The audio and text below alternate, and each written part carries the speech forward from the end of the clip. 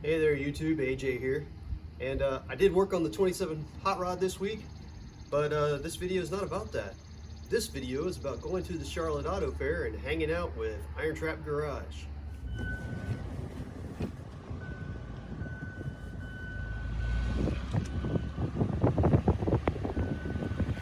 Now me personally, I like to take Friday off and go to the Auto Fair early in the morning. One, who doesn't like to have a Friday off from work? And two, I try to get there around 7 a.m. because of two things. One, a lot of times they still aren't set up and they don't charge you for parking. Now, you're running a risk there because they're supposed to give you a little thing to put in your window to say you paid for parking. But talking to the ticket taker, he says, well, there's no one really going around checking, so you should be okay. Yeah, so I've never had a problem. So hopefully, knock on wood, it won't become a problem ever. You know, we'll see. The other reason I like to go early is that on Friday, they start letting the vendors in at 7 a.m. But the general public's not supposed to start coming in until 8 a.m. There are the outlots, the red and green lots, I think they call them, outside the stadium. You can show your ticket and go into those lots. Now, a lot of people aren't up and actually at their vending spots yet, but some are. And you know, you get kind of early view going through those lots and you can kill that time. However, sometimes you can also get into the main stadium and get into the main lots. This time I was able to go straight into the main lots. But if I can't, like last year, I couldn't get into the main lot until 8 a.m. But I started going through the red and green fields and wandering around those, so I had stuff to do for that hour. So I like just getting up there early and doing all that. So I got my parts rig set up here for parts hunting. I got an umbrella for rain. And I am at the Charlotte Motor Speedway for the Spring Charlotte Auto Fair 2023. It is 7:05 a.m. It's not open to spectators yet, but I'm gonna try to get in. So for my little cart setup, I used this little collapsible dolly that I got pretty cheap. I don't remember how much it was, but I got it at Harbor Freight. And then I'll take a milk crate, put it on the bottom, tie it to it, zip tie it to it, something. And then I'll take my backpack and I tie it, fix it up here. I stuck an umbrella in it. Everything worked really well. I did need the umbrella. That came in clutch because like at around 9:30, 10 a.m. it poured for about an hour. So it was good to have that big umbrella. But yeah, it works out really well. Now I can't hold a whole lot of stuff, but you know, normally I'm heading out towards my vehicle at some time anyway, and I can dump off the stuff I've got and then go back around and look some more, especially if you're going from like the inside to the red lot to the green lot. You know, you kind of hit one lot, go back, if you've got stuff to take back to your car, dump it off, hit another lot, do the same. Yeah, it works out okay. Yeah, the only thing I can say bad about it is like pulling the cart to my side, kind of got like a catch in my hip, like got real sore in my hip joint, because I think it kind of threw off the way I was walking. I saw a guy that took his and basically he affixed a PVC pole up this post here, and it was about, I don't know, 5 foot high. And then he just took it as he would walk by his cart, push it over, and just start pulling the cart that way. And it seemed like a lot easier way to go. So next year I'll probably do that as well. That was a good hack. All right. Somehow I got lucky they let me in when it's only supposed to be vendors in here right now. But we're gonna go in and start cruising around and seeing what we can see. Well, it looks like the vendor area is a lot smaller this year. Inside the swap meet, walking around, I didn't video a lot. I did video a couple of things that I like, you know, cars and some other stuff, just things that, you know, just kind of struck me that I like personally. And I don't expect everybody to like them. So I'll go ahead and drop some of those in here. I had one of these in red when I was a little kid. We called it the Pickle-mobile. I had this Schwinn pea picker when I was a kid. Sold it to buy a BMX bike. I think I got like 30 bucks for it. And Now this one's $3,000. 61 Ford unibody pickup, man. I love those things. And this one's got a coyote in it. Colors are perfect on this for me. Well, they've been skinny. The seat will just do a spring pin. Yeah. And get one side loose, pull it out. It's got 3 settings. Okay. He designed it because he was tall. He wanted to take it.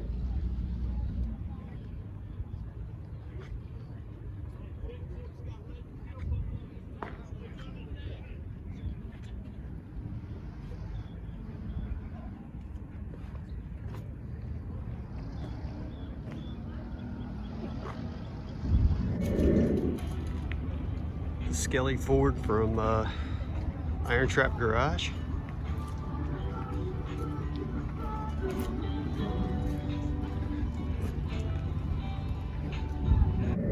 So I had bought some stuff from IronTrap Garage on off their Instagram page, and I knew they were coming to the Charlotte AutoFair, so I messaged them and asked if they could bring it there just to save me the shipping. And they said, sure, no problem. So I had them bring that, and I ordered a t-shirt as well. These are the hubcaps that I got from them, and I picked them up, picked up the t-shirt, and to be completely honest, I didn't hang with them, obviously. You know, they're busy guys, they're working, that's part of their job. And I did stop and talk to them for, I don't know, 10-15 minutes. When they were eating their lunch, so I kind of felt bad about interrupting their private time. They were kind of hiding in the back of their trailer. You know, I'm certain that they get bothered all the time at events like these. I did not want to make it worse and film them. So yeah, my thumbnail was a bit of a clickbait. Sorry about that. But anyway, they were super nice to me. They talked to me for a little bit. I showed Matt pictures of my car and my grill shell, talk about some stuff. So they were really nice, and you know, they weren't rude to me and telling me to get away or anything. But you know, I also didn't want to bother them. I would have loved to got them on film and, you know, talk to them on film. But at car shows and events like this, unless they're like sitting in their booth working, I'm sure they don't want to be bothered. So I tried to respect their time, and you know, even though they were nothing but nice to me. But I thank them for bringing me my stuff. That was super nice of them. I chatted with them about cars and a little bit of stuff here and there, some of the things they had for sale, and some of the things that I had gotten at the swap meet. But yeah, they were great guys, and but no, I did not get to hang with them, so sorry. So that said, full disclosure, let's move on to what I picked up at the swap meet. I wasn't looking for anything, one thing in particular. I was just kind of looking for stuff, and you know, just enjoying the day, looking at old car parts. You know, that's fun stuff for me. I was looking for one particular light lens for the marker light for the top of my headlights. I still need one. It's honestly, at an event like that, it's a needle in a haystack, so I wasn't expecting to find it, and I didn't. But I found some other fun stuff, and so let's go through that now. Let's start with these. I picked up a pair of drive-in movie speakers, and you know, what kind? They're kind of cool. I love the nostalgia of them, and you know, I remember going to drive-in movies as a kid, and they're not exactly alike. They're slightly different. They're different brands, but they're pretty similar. And I paid $10 for the pair, and it's kind of hard not to pick them up. So I think what I'm going to do is turn them into actual functioning speakers, and either use them in the garage, or I got an idea for an art project using like a dash and a car radio that I might do a little thing. So got that for that, and at $10, it's kind of hard not to buy them. So from the same guy that I got the drive-in movie speakers, I picked up a pair of 58 Biscayne taillights. Not in too bad a shape. Lenses on this one are pretty cracked and wearing, but yeah, I think these will clean up nice. But the chrome on this one's better, I think. But I think overall they're going to clean up halfway decent. And again, I paid $10 for the pair. Now I don't know if I will use these on my car. Kind of was thinking, I got an idea where I might make an interchangeable panel on the bottom back of my car for different types of taillights. One like a more traditional look and one a more show roddy look. So maybe we'll see how that goes. Regardless, even if all I do is put lights in them, make them function, and hang them on the wall, they're cool. I like them. So we'll see. All right, next thing I got was 4 Holley 94 carbs. I paid low money for all of these and just to get them as parts. And they're basically going to be parts donors. I'm trying to basically make a set of 2 good matched carburetors out of these 4 and the other 4 or 5 that I have. Basically, I just pick these up when I can find them really cheap. And you know, going to use the best parts out of all of them to make my set of matched carbs. I think probably should have enough. Who knows, I might be able to get 2 sets of matched carbs out of them. I don't know, but we'll see how it goes. But anyway, got a bunch more Holley 94s like I need them. All right, this one I bought just for fun, obviously. I've always loved rat fink, and there was a guy at the show. Basically, he was 3D printing these, and he was selling them painted mostly. But he had this one that hadn't been painted yet to kind of show off, you know, what he, you know, how it starts and, you know, the process. But it was really cool that he was 3D printing these, so I really liked it. And I bought an unpainted one for 15 bucks. And he was selling them painted, I think, for 35. And, you know, he sold it to me for 15 bucks unpainted. And I kind of like the idea of painting it myself anyway, because I like to do models and stuff. So yeah, I picked it up. I think it's cool. I think it'll look cool once I paint it. It actually looks cool just like it is, but I'm going to paint it eventually here. And I like it. It's worth 15 bucks to me. What can I say? All right, what's left? Oh yeah. I finally got me a 32 grill shell. Well, it's a 32 to 34 commercial grill shell.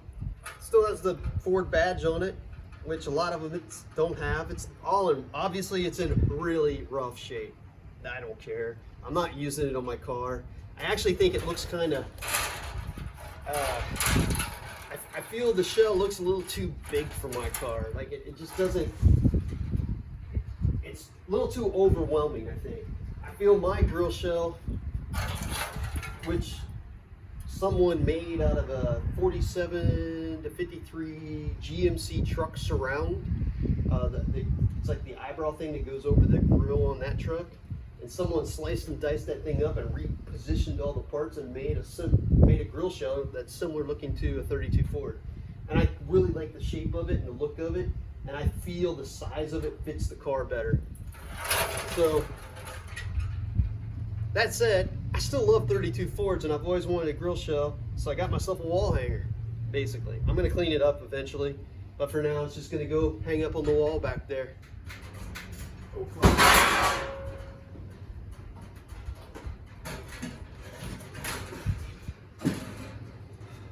So on one of my trips, when I was going back to the car to drop off my parts, it was actually still raining pretty hard at the time. And I caught this little tent and looked in, and the guy had a couple complete Ford flatheads in there. And I took a closer look. One was a 59 AB, and one was a 8BA Mercury motor. Now, I really wanted the Mercury motor. I don't know if I can make it happen. I left it. I told the guy I'd call him later this week to see if he still had it or if he sold it at the show. Maybe, you know, make an offer on it. We'll see how that goes. I don't know if I will or not. He wanted a little more than I want to pay. He did come down. I still don't know if I'm happy at that price. But anyway, it was both motors. He had them set up to where he could start them up and run, and it sounded good when it was running. So take a look at this.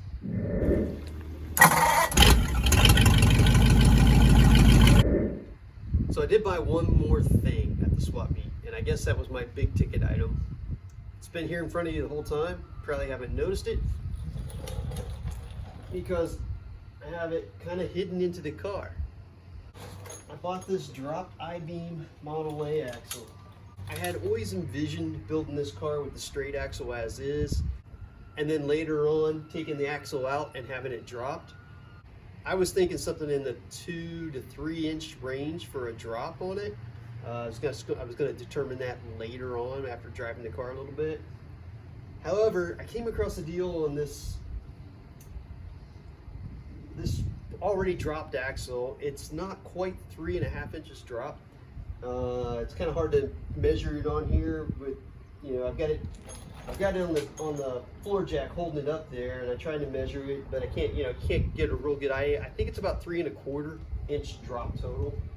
I think that's going to be pretty cool looking, and I don't have all the parts mounted off of the current setup, and even though I'm going to have to go back and redo some work, I decided to buy this dropped axle and take my front end apart and put that dropped axle in there, and then go build from that point on. Gonna take a couple steps back, obviously, on the rod progress. It's not gonna be a roller again for a little bit while I do that. But I think it'll be worthwhile in the long run. And I'll be able to just go ahead and mount up my wishbones based on the dropped axle and get a bunch of other stuff redone now before I permanently welded the frame. I think it was a good plan. The guy was asking, he started at 300 on it. I got it for 230. I don't think I stole it, but I also don't think I overpaid. Let me know what you think in the comments. I've never found one original that cheap before, or you know, I've seen other people get lucky for 150, 175. I've never been able to find one like that. So normally they're more, and the cost of actually taking one and having it dropped is going to be at least $300 from what I can see. And you know, I don't think I'm going to be able to get the tools and everything set up to drop it myself, and I don't know anybody that's going to do me a favor and drop it for me, so I'd have to pay to have that done. So I think I'll be ahead in the long run, both on labor and money, by buying an axle that's already been dropped. It is an original Henry Ford Model A axle that's been dropped. You can see in the webbing over here where the Ford logo stretched out. You know, it's got the Model A markings, so it is a Model A. I don't know if it was homemade drop, professional drop. I've measured it. Everything seems to be symmetrical on it, side to side. It seems to be straight. So I think it's all good to go the way it is. And I do like the idea that some other hot rodder already has touched this. It's an old piece. It's a dropped axle from, I don't know when somebody dropped it, but you know, I like the idea of just like my grill. It's like some old hot rodder, he did that. So, and I'm kind of taking on their legacy. But there's the axle out of the car. I did check the perch holes. They seem to be good. I didn't have a kingpin to check the kingpin holes, but they feel all right. So that was my big purchase, my big score. Pretty pleased with it. I think it's going to work out well. Time will tell, but let's hope for the best. So that was basically my day at the Charlotte Auto Fair. Again, I mean, I have fun just walking. Even if I hadn't bought a thing all day, I would have had fun walking around and just looking at old car parts and talking to people. I like that. I love car shows. I love swap meets. So it's a good time. Again, I'm happy with everything I got. Be a video coming out soon on me taking this front end apart and putting this dropped axle in. I'm kind of excited for that, to see, you know, the new stance of the car. I think that's gonna look really cool when I get it in there and I roll it out and I take some pictures, and it's got a little more ring to it. And looking forward to that. So until then, YouTube, later.